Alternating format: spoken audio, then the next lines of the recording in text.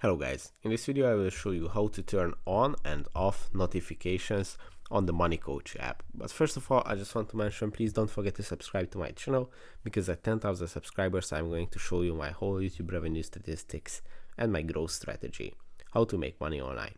So let's jump into it. First, open the MoneyCoach app, then go to the settings, which you will find on the top left corner, and when you tap on it, you have to scroll down a little bit, and at the general section you will find the notifications icon, which is the fourth on the list.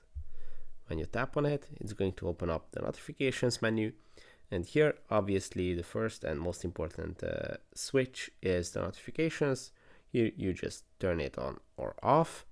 You can also set up daily reminders, weekly reminders, and you can also turn on smart notifications, which means receive a closing day or week detailed notification of your spendings. So yeah, that's pretty much it. I hope this video was helpful for you. If it was, please consider subscribing, and see you in the next one. Bye bye.